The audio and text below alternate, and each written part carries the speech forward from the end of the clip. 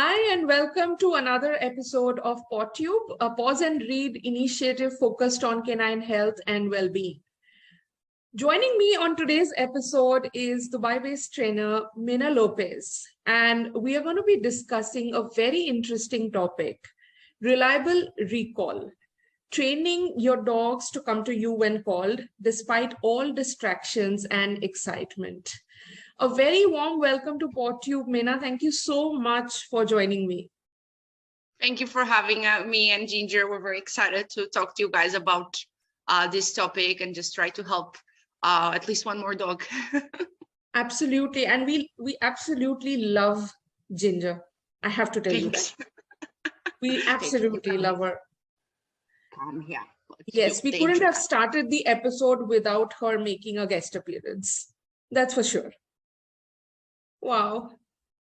All right. On that note, Mena, why don't we start with a little bit of a background about Ginger herself and why you decided to call your dog Behavior and Training Endeavour Ginger's Way? So 7 years ago, I made a decision that completely changed my life. So I was a conservation biologist at the time, and we were on the way to the rehabilitation center, and we spot this orange little thing that we thought that was a baby fox. Was not a baby fox, was Ginger. And we stopped the car and she came straight away to us. And since that day, she's been following me around. And so she was a very scared dog at the time. So I started changing my whole animal behavior degree and all of that in dog training and try to help her and animal behavior in order to help her to be a more confident and happy dog. Downtown Lisbon can be quite scary for a dog that it's scary. So I just want her to have the best life and to be with me all the time. And Ginger's Way, it's because I'm in Dubai now training dogs because of her, because I stopped the car on that day 7 years ago. So it's everything because of her. All the dogs that I help this past 5 years that I'm a dog trainer, it's because of her. So it's everything because of her. So it only makes sense that the name of the brand will be her and the face, it's her as well. So that was the only way to do it. And on that note, we move over to our topic that we'll discuss today, reliable recall. Now, most of us have at some point seen that person yelling in the park and calling their dogs to come back to them. Now, for a moment, if I think from the dog's perspective and from, from the dog's eyes, I think as if the dog would much rather prefer to sniff the bush, roll in the grass, then come back to a yelling human. As challenging as it can be, how important is it to teach the art of recall so that our, dogs can come back to us when called, despite all the distractions around? It's really important, not only because it can save our dog's life. If the dog is off lead in an area with cars or on the mountains or anywhere else, so it can save the dog's life. And also, I believe that dogs can have a little bit more fun if they have a good recall, because they can have freedom, or at least they can have a little bit more freedom. Of course, there's the long leashes, there's the long lines. So dogs that they don't have a perfect recall, there's always those long training leashes that have 20, 50 meters. So that's really, really good. But it's still a bit of restraining. So I think also for the dog's point, they do have more fun if they have a good recall. What are some important things to remember when you are training your dog recall? If you could also share some empathy-based, force-free techniques when it comes to training recall.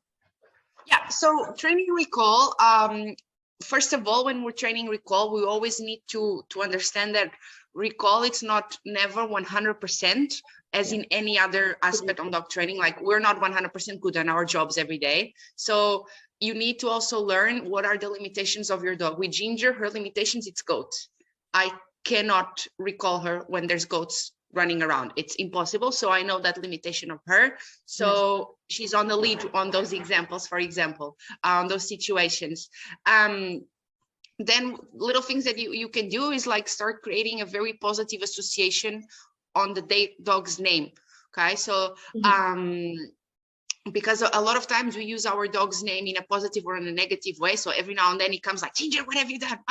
And she gets, it always comes a little bit naughty. So when I'm calling her, when she's having the smell the bushes or having fun with her dog, she's looking at me like, are you happy today? Or are you like getting a little bit upset? So it's very important as much as possible to have a specific or her name, it should be their dog's name, or a different word that means just positive. You come to me and you're going to get cuddles, you're going to get treats, you're going to have all of that. Ginger's, she has 2 names. So when the second name comes, she knows she's in trouble. And also there is a specific word that I only say that she always gets a treat. No matter what she's doing, if I say the word and she comes back, she always gets a treat. So that's really important. Also, the other thing that it's really important, it's calling our dogs just for good things. Okay, so we don't call our dogs and then we get upset with them, or we don't call our dogs and then they take too long to come and then they finally come and then we get upset with them. Like, I called you 5 minutes ago, what the hell are you here? So that just also slowly keeps taking away this positive association. So the best way is to create the best association with the name or this specific word you want and coming to you. So the dog needs to learn that this word and coming to you, it's always amazing. So they always want to come to you. Okay. Then you have lots of things to do. You can start training at home when there's a household with a lot of people, especially kids. What I like to do is do like a little circle, and one at a time, people call the dog, tell them to sit, give a little treat, and then it needs to go for another person. And then they start building up the game into someone is in the garden, someone is upstairs, someone is in the kitchen. So this is a really fun game to play when especially with kids involved and with households that had more than 1 or 2 people. You can also play the search game. It's a really good game for name recognition. So literally you toss a little treat and you say the word search, and then you recall your dog. So your dog needs to come back to you for the game to continue. So as soon as the dog comes, you toss another treat. So it's this awesome game that it's only unlocked if the dog comes back to you. If the dog doesn't come back to you, the next treat doesn't go out. And because it just brings that chasing that dogs love to do, it's really. You can also play hide and seek with your dog. So around the house, you can tell your dog to wait and then move away to a different room and then call your dog, always really happy, and then make the biggest party when your dog finds. If you are in an enclosed dog park or in an enclosed park, you can play this on the park as well. We used to live in GVC and there was a lot of trees, so I used to hide around the trees and call her, and then she needed to find me. So that was also really fun. So it's basically making it fun and making a positive association with name and coming to us. That's the most important things. Sure. You've spoken about positive and reward-based sort of training, to help them associate recall with something positive. And you've also spoken about the importance of patience. On that note, could you also tell us from your experience, what are some common mistakes that humans tend to make while training their dog for recall, and how can these be avoided? So the most common mistakes is using the dog's name for negative and for positive. So whatever the dog is doing, it's the name. It's very common as humans to always use the name for everything. Calling the dogs and then getting upset with the dogs, or calling the dog and the dog takes the longest time ever and then got upset. This is the biggest mistakes to do.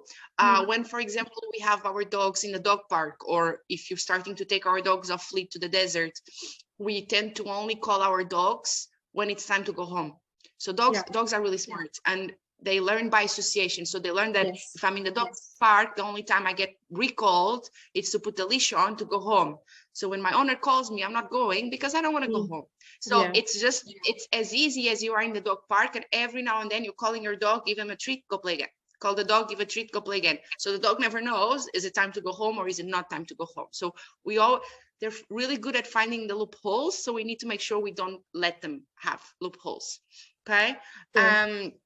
The other mistake should all be for recall. Also, people stop treating the dogs. People are very keen on, when can I stop giving treats? When can I not give treats anymore? Honestly, recall, I always give treats to Ginger, always, always, always. And Okay. I have her for 7 years, and she has a pretty good recall. Not perfect, but she has a pretty good recall. But she always gets treats because, first of all, it's her job. Coming to me when I call her, it is her job, and treats are the dog's salary. I like to get paid when I work, so my dog also likes to get paid when she works, and she gets paid in treats. And also, if you stop giving treats, then people forget to say the happy words, or we use our happy words all the time with the dog. So it's not a special thing. So again, I'm smelling a bush and my mom is calling me, but I'm not sure if I'm going to get a treat or no. So I prefer to stay smelling the bush. Okay. And this could be the difference between then from the bush he goes to the road, or from the bush he goes eat some cat food with poison or whatever. So recall, it's that one that I always tell, like, you know what, you're going to give treats for the rest of your life for recall. I'm sorry. But you know, Mena, I would like to ask you something, especially this relates to my dog, Popo. He's not the most food motivated dog.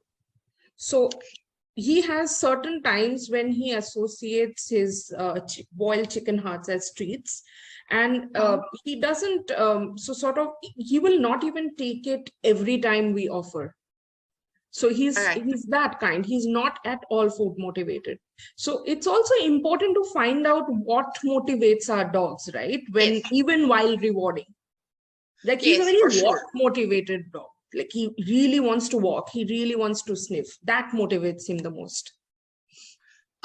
That's for sure. You need to find what is your dog's motivator. A lot of dogs eat toys, for example, but normally if a dog is not taking treats, means that he's overexcited or stressed, or there's something else going on, okay? Or the treat you're giving, it's not high value enough. So this is something that we also do very commonly as a mistake, that we give very high value treats to our dogs inside of the house or in places that has no distractions. So when the dog is in a high distracted environment, he's not going to work for the treat, because he knows that he gets that treat in the house. So as an example, Ginger is a hunting breed. And when she realized that she could start hunting in the desert, she would be kilometers away from me. And the treats that I had for her, they were not as good as the hunting. So she would keep hunting, and then eventually when she was done, come back to me. So what I did is, cheese for her is the best thing in the world. Like, she goes ballistic for cheese. So I took all the cheese on her life, and now she only gets cheese if she comes to me in the desert. Okay. And just that, now, whatever I say the word cheese in Portuguese, of course, she's coming running 10 kilometers away from me and straight away, because she knows it's the only time she gets that specific treat. So also be smart with the way you use your treats. If you're giving him chicken hearts that it's super high value at home just for being cute, he's not going to get to work for that on the wall, because he prefers to sniff, because he doesn't have sniffing time at home. Okay, so be smart the way you use your treats. That's very interesting, I have to say. Now, it's also just for you to understand, like, how dogs are smart, and how dogs are, they get over, they found the loopholes, and then we start thinking that the dogs have the selective hearing and everything. Like, when I started doing this training with cheese with Ginger, I used to bring a little green container, because it was a very small, easy to put on my pocket green container. So she associated, she only has cheese if it's on the green container. And once I finally needed to wash the green container, and I brought another container to the desert, she came all the way that she could see my hands. As soon as she realized there was no green container in my hands, straight to the other side. So we're working on now not having the green container when we go to the desert. So it's really important that we are one step. So she found the loophole. There is only cheese if it's in the green container. So now I'm working to get away from the loophole. So just always be smart with this, okay? Don't always do the same thing, because this is where they pick the stuff, and this is where they start getting that selective hearing, or being stubborn and all of that. It's not that. It's we managed to have the dog learn a pattern, and now that pattern is not being completed, so the dog is not doing what we ask. Yeah, and it also shows how important it is to sort of constantly practice. I mean, it's not a one-time endeavor. You have to constantly work at it. It can't be a one. Another very crucial thing to remember is, regardless how strong our dog's recall is, there are certain laws of the land that we need to abide, and it's very important to know when to leash your dogs. Any Exactly. thoughts on this, Mena? I mean, we know that in Dubai, dogs are not supposed to be off lead. It's against the law. All dogs should be on the lead unless they are in a dog park or in a designated off lead area. Then, of course, we all take our dogs off lead in certain areas. I myself, when I'm in an area that doesn't have anyone around, I take Ginger off lead. But I know that if I call her in that environment, she will come to me. And as soon as I see a dog on the way or another person, I call her and I put on the leash straight away, because I don't know if the other dog is friendly. First of all, I don't want to upset the other dog. Also, I don't know if the other person wants a small little dog coming at her and saying hello, or just having the dog off lead. And she's happy on the leash. So there is no, dogs are happy on the leash. If you have good leash handling skills, dogs are happy on the leash. Ginger gets as excited to be on the leash as to be off lead. So it's not something that it's bad for her. So always have that in mind, because it is against the law. So every time we take our dogs off lead in our not gardens, but the gardens in the community, we are breaking the law. So it's exactly. It's the person who's asking you to put the dog on the leash, they are actually right. So don't go and start complaining like, my dog is friendly, can be off lead. No, you are against the law. So just always have that in mind. Yeah, and if I may, I think that's one of the lamest excuses I've heard, that my dog is friendly. Yes, I have no doubts that your dog is friendly, very friendly, but mine may not be. Exactly. Mine may Good not for you. want to interact, you know. So at least respect those barriers. And it's very important, because a lot of accidents are happening because of this. So no matter how strong the recall, there are certain laws that we need to abide. Exactly. And on that note, Mena, would you share 3 easy to practice tips for humans who are at that stage of training their dogs, the art of recall? 3, okay. Definitely start doing the search game at home and then build it up to different environments. That is the easiest one and the funniest one. How to build value with the name. You literally are saying the dog's name, and then treat the dog, dog's name, treat the dog, dog name, treat the dog, and then you start adding distance as well. And then it will be stop saying your dog's name for bad stuff. That's it. Positive association, basically. Yes, I think this is the three main ones. If you have this sorted, life it's going to be better. And also remember, just because your dog was really good on recall in the house doesn't mean he's going to be good recalling in the mountains. So absolutely, it's a completely different scenario. So also have that in situation. Thank you so much for joining me today, Mena. It has been such a pleasure, and you've shared such really interesting thoughts and tips and tricks. Thank you so much. You're welcome.